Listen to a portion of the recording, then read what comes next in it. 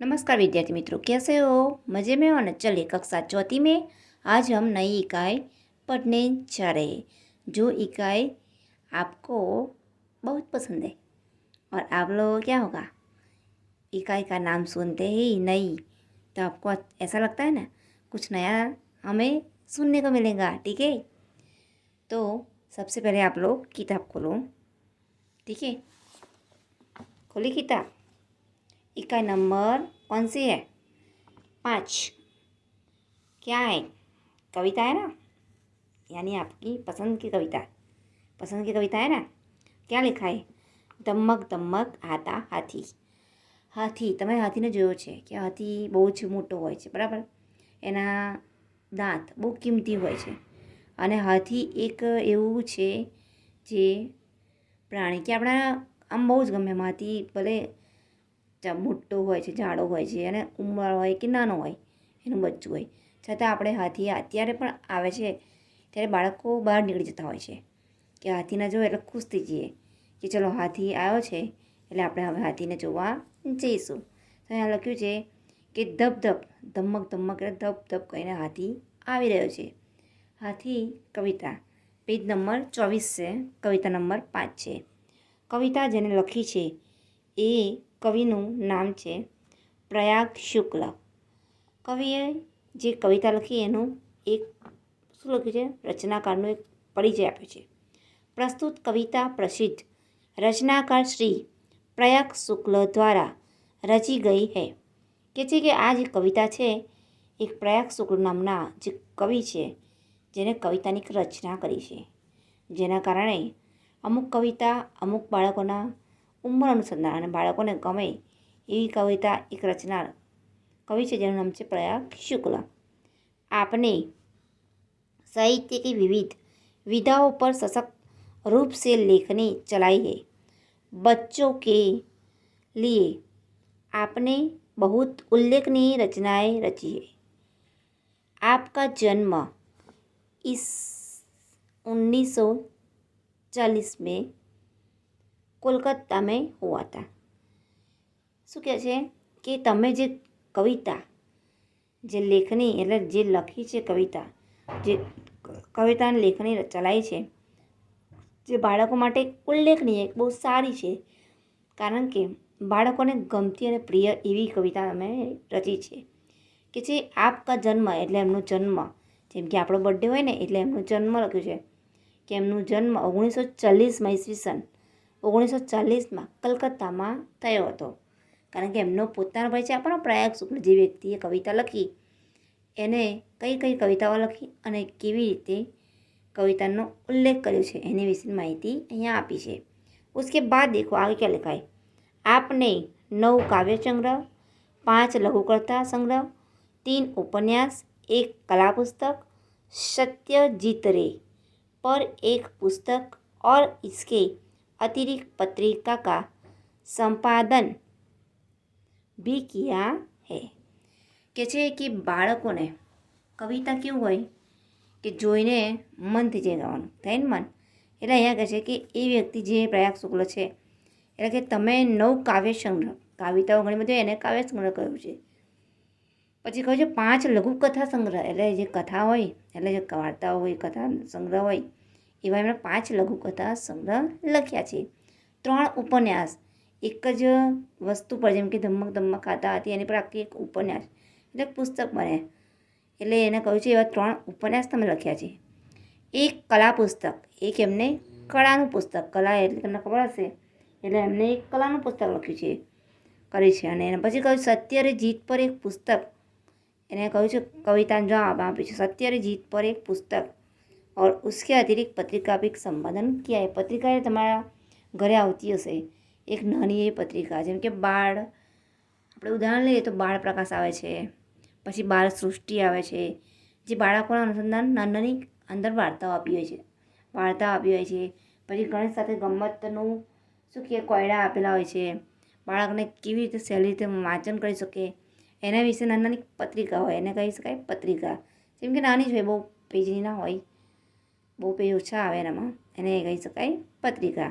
તો આ બધું જ જેને કયું પ્રયાગ શુક્લે કર્યું છે એના વિશેનો પરિચય આપણે मिट भी चुकी है। अब हम देखते हैं कविता। सबसे पहले क्या करेंगे, क्या करें, कविता की समझ ले लेंगे, ठीक है, उसके बाद कविता गान करेंगे। दमक दमक आता हाथी, दमक दमक जाता હાથી, કે જે ધબ ધબ કરીને હાથી ભાઈ આવે છે, ધબ ધબ કરીને જાય છે। अपनी सूंड उठाता हाथी, अपनी सूंड हिलाता हाथी, अपनी सूंड हिलाता हाथी, अपनी सूंड घुमाता हाथी। देखो એ છે કે એની સૂંઢ ઉઠાવે છે હાથી અને પાછો એ સૂંઢને ગિરાવે છે, એટલે સૂંઢને ઊંચી કરે અને પાછું નીચે લાવે, કે જે સૂંઢને હિલાતા હલાવ્યા કરે છે એમ સૂંઢને, કારણ કે સૂંઢ એની એટલી લાંબી હોય ને કે જે એની પૂંછ પાછળની પૂંછ કરતાં પણ સૂંઢ વધારે લાંબી હોય છે, એ સૂંઢ સાથે રમતો હોય છે હાથી એમ, કે સૂંઢને હલાવે છે, સૂંઢને ઘુમાવે છે, ઘુમાવે છે એટલે આપણે આપણા હાથને ચારે સાઈડ ફેરવતા હોય છે, આમથી આમ ફેરવતા હોય, એટલે અહીંયા હાથી પોતાના સૂંઢથી મજાક આમથી આમ કરી રહ્યો છે, કેવી રીતના એના વિશેની વાત કરી છે। ધમક ધમક આતા હાથી, ધમક ધમક જાતા હાથી, પછી પાછો હાથી શું કરે, ધબ ધબ હાથી આવે છે અને ધબ ધબ પાછો હાથી જાય છે। જો ચિત્રમાં તમને દેખાય છે ને, પહેલાં હાથી ઊભો છે એમને, અને પછી હાથી શું કરે છે, જો પાણી ભરે છે ને, અને પછી પાણી જે જાતે પોતે સૂંઢમાં ભરીને નાય છે અને સૂંઢને કેવી આમથી આમ ફેરવે છે। अब सामने वाले पन्ने पर हम आ जाएगी, पेज नंबर 25 पर। देखो क्या लिखा है, जब पानी में जाता हाथी, भर भर सूंड नहाता हाथी, कितने केले खाता हाथी, यह तो नहीं बताता हाथी, धमक धमक आता हाथी, धमक धमक जाता हाथी।